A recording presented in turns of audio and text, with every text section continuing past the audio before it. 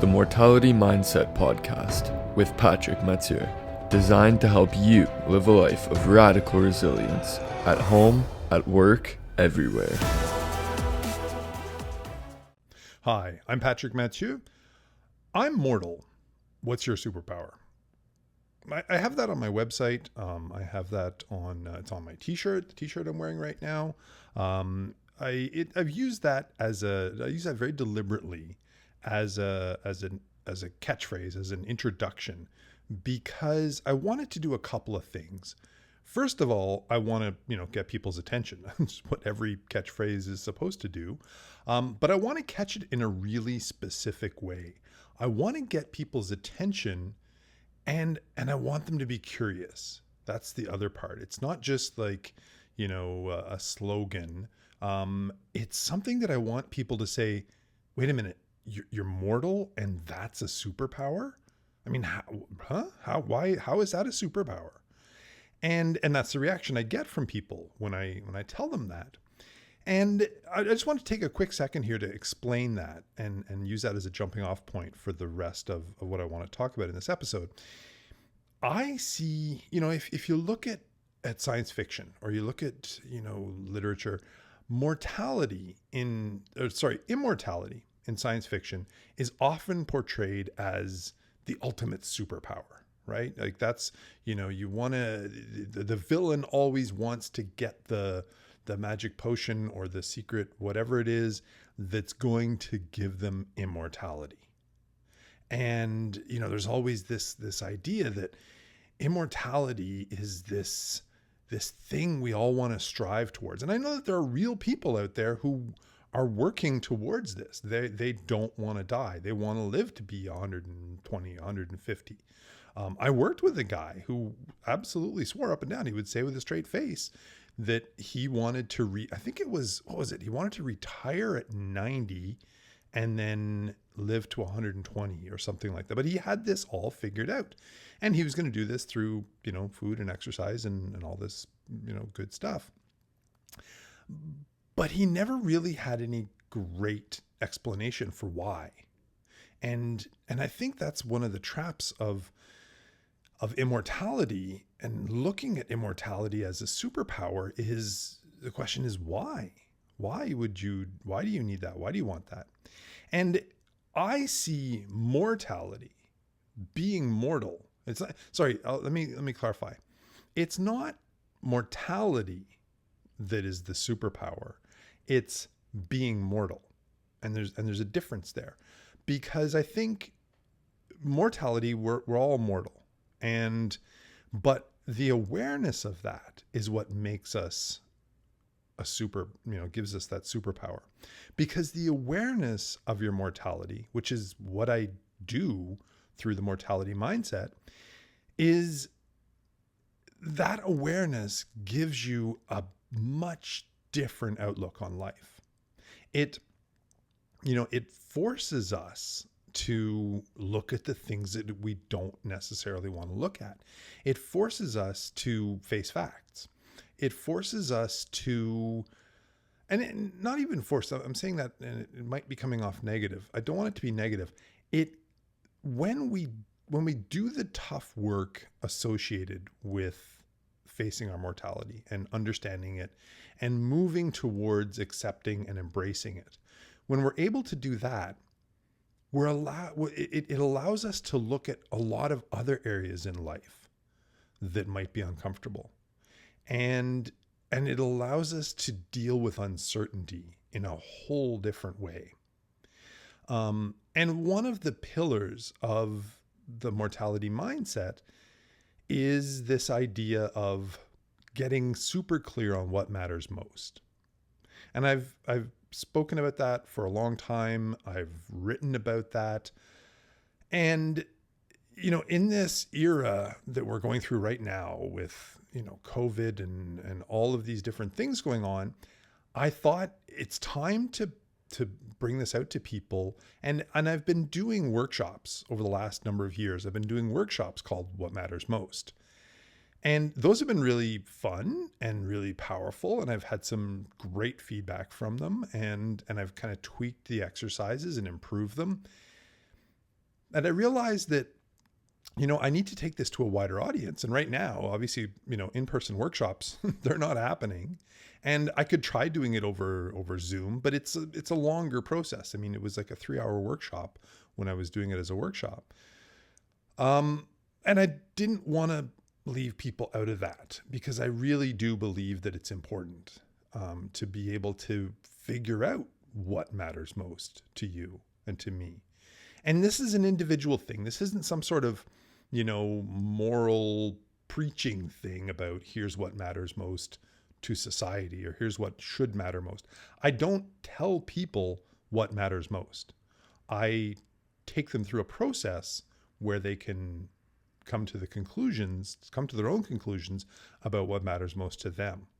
So in the last while, I've been doing some online courses. And I mean, when I say doing, I've been creating online courses, because this is just the world we live in now. It's just much more effective, and it's much more efficient to be able to take an online course. So I wanted to bring that out. So I am really pleased to finally have launched the What Matters Most course. And I'll put some details about it in the show notes below. So if you're interested in having a look at that, go check that out. But I think, and the reason that I thought it was really important to bring this out now, is that we're all, as a society, we're facing this moment of great uncertainty. There's incredible uncertainty around the pandemic, around, if I hear one more person on TV or on the street or somewhere say, "Oh, we're in unprecedented times," it's like, oh my God, stop saying that. It's cliche. It's so cliche at this point that we're in unprecedented times. Yes, these are very, very strange and unusual times. But the reality is, I don't ever remember somebody talking to somebody and having them say, well, we're in very precedented times, right? Like, well, these times are just like always, and we as human beings, everything seems to be unprecedented. Everything seems to be the first go around. And dealing or having the ability to deal with what we think of as unprecedented times is an important skill to have. And again, I think that's a big reason to be looking at the mortality mindset. Is it forces us to realize that there are no precedented times. There are no guarantees in life. There are no guarantees of life. So we want to make the most of every minute that we've got. And that's what I try to do with the mortality mindset, is give people that awareness and give people some support and some tools. And this What Matters Most program is just another one of those tools. But I think, we're in unprecedented times because of what's going on with the pandemic and the virus. We're in unprecedented times because of all the civil unrest and upheaval that we're seeing. And this might, fingers crossed, that this is a big, big moment of change for the world, for, all of us. And it can be, but then of course you always hear people say that they're talking about when we go back to normal. So when this goes back to normal, or when do you think this will go back to normal? And then I've heard other people say, well, there is no more normal. There's only the new normal. And, I think what people are forgetting is that we're the ones who define normal and new normal. And we're the ones who really figure out what we want next. Now, I know that, what this is going to look like on the society scale is nobody knows for sure. And that's really anybody's guess. But let me ask you, what do you want things to look like for you and your friends and your family? What do you want your world to look like, as far as the world that you can actually control and have any sway over? And that's the whole premise of the mortality mindset, is having the peace and the solidity because you're grounded in your mortality. And again, that goes back to the being mortal is a superpower. So when you are in touch with your mortality, you're not afraid of it anymore. When you're in touch with your mortality and when you've embraced your mortality, it's that superpower that drives you to do the difficult things.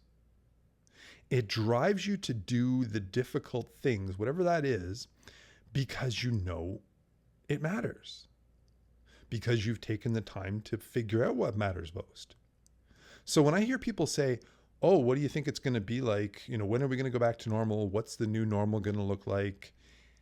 I think, what do you want it to look like? Do you like the situation? Like if you've been working from home, do you like working from home?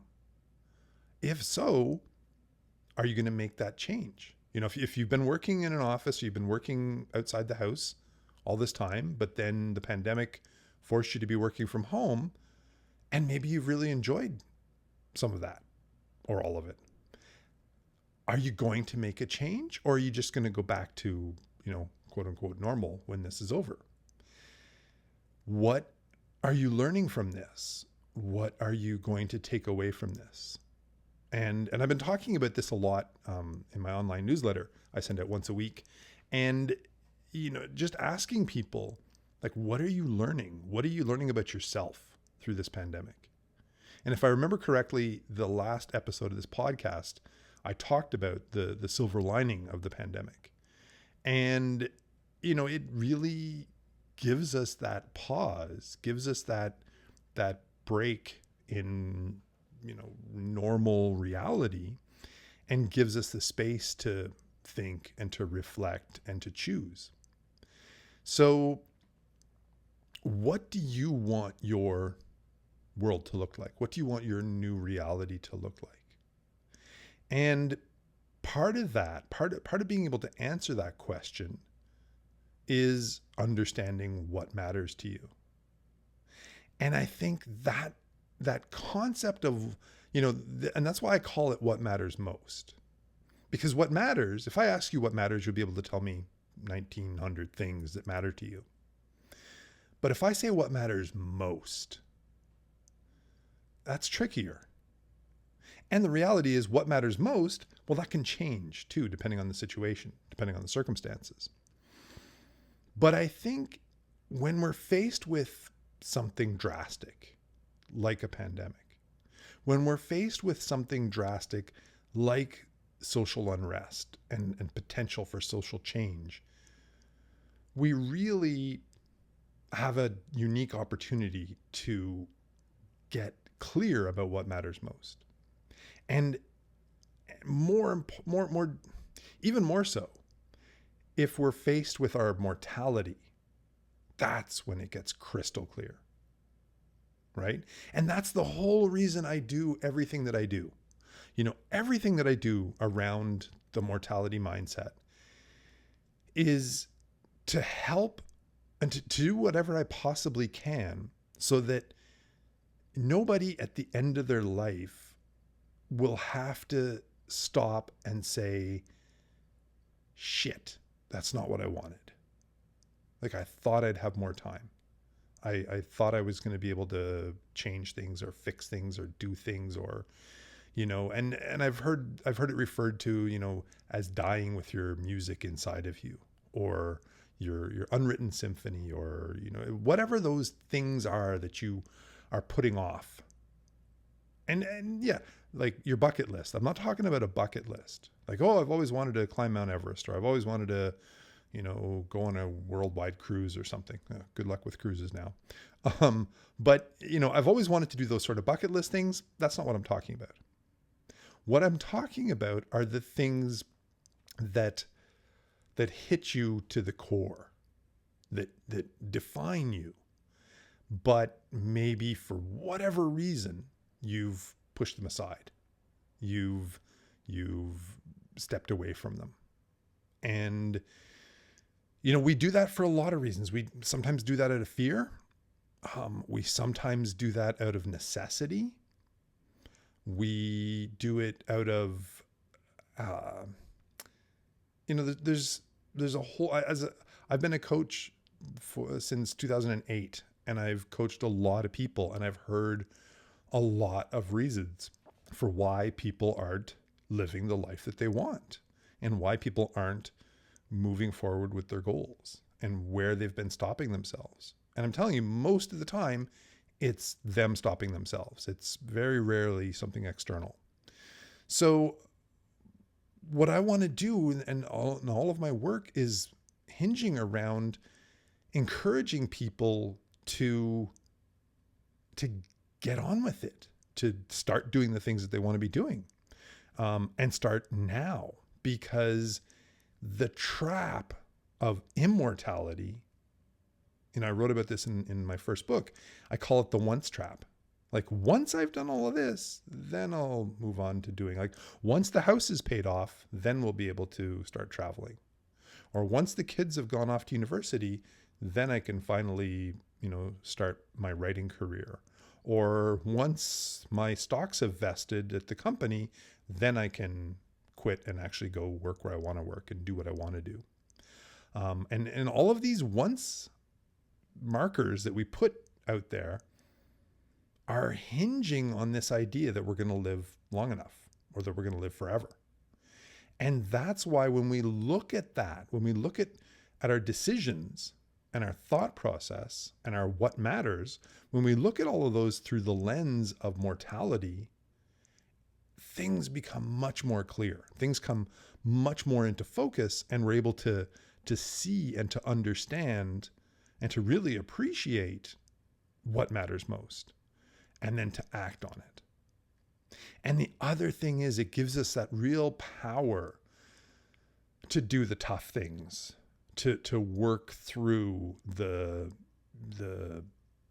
things that we might not do. If we think we're going to live forever, if we think we've got all the time in the world, why would you do the tough thing? I'll do it later. Maybe it'll be easier later. Maybe I'll be stronger later. Maybe. Right? We have all these reasons why later seems like a better idea than doing the tough thing. But if we know that it matters, and we know that time is limited, then the tough thing is worth it. And I want people to really operate from that point of knowing that they're doing what matters because it's worth it, and because they are worth it. So this week, I want you to think about that. I want you to think about, are you worth it? What are the tough things that you might be putting off that you would be willing to do if you realized that they mattered most? If you realized how important these things were to you, really, like deep down inside. And reflect on that, because again, as I said, I think we're at a very unique time where we have this moment where we can look at things objectively, a little more objectively than we might have, 6 months ago. And I think it would be a real shame if we squandered that by, just rewatching Tiger King over and over, or, just waiting for things to get back to normal. And I think that's one of the saddest things I've heard from people is, I just can't wait for things to get back to normal. And I think, what are you doing now? What are you doing with yourself right now? Like, right now is still life. Right now we're still here. I'm still here. And if you're listening to this, you're still here. So what are you doing with your right now? What are you doing with right now that will change the way you think about the new normal, that will change the way you think about your life, that will change the way you think about the people that you want in your life, the experiences that you want, like all of that. So I think this is a real opportunity for all of us to reflect and to do some introspection. And again, that's why I put this course out, to help with that, So if that's something you want to check out, then go look at the link below. And otherwise, I'll talk to you more in the next episode. All right? Wash your hands. Stay well. Take care.